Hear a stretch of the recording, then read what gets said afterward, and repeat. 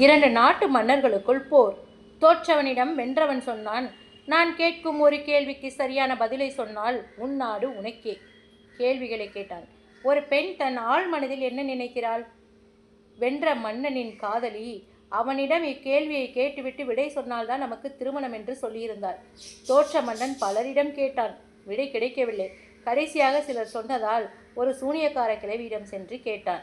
அவள் சொன்னால், விடை சொல்கிறேன், அதனால்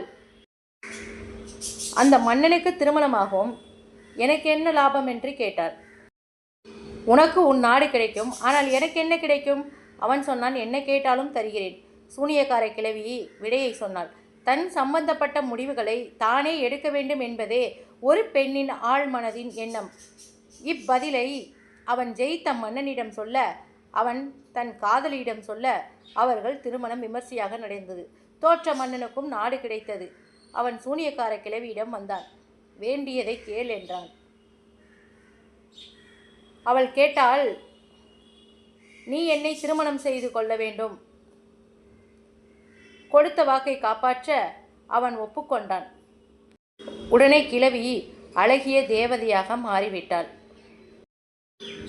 தேவதையாக மாறிய கிழவி காட்சியளித்தாள். அவள் சொன்னால், நாம் வீட்டில் தனியாக இருக்கும்போது நான் கிழவியாக இருந்தால் உன்னுடன் வெளியே வரும்போது தேவதையாக இருப்பேன்.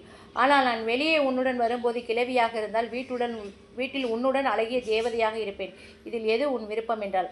அவன் சற்றும் யோசிக்காமல் சொன்னான், இது உன் சம்பந்தப்பட்ட விஷயம், அதனால் நீதான் முடிவெடுக்க வேண்டும் என்று. உடனே அவள் சொன்னாள், நான் எப்பொழுதும் தேவதையாகவே இருந்து விடுகிறேன். என் முடிவை என்னிடம் விட்டுவிட்டதால் நான் எப்பொழுதும் தேவதையாகவே இருக்க தீர்மானித்து விட்டேன் என்றாள். ஆம், பெண் அவள் சம்பந்தப்பட்ட முடிவுகளை அவளே எடுக்கும் பொழுது அவள் தேவதையாக இருக்கிறாள். முடிவுகள் பெண்ணின் மீது திணிக்கப்படும் பொழுது அவள் சூனியக்கார கிழவியாக மாறிவிடுகிறாள். பெண் தேவதையாக இருப்பதும் சூனியக்காரியாக இருப்பதும் ஆண்கள் கையிலேதான் இருக்கிறது.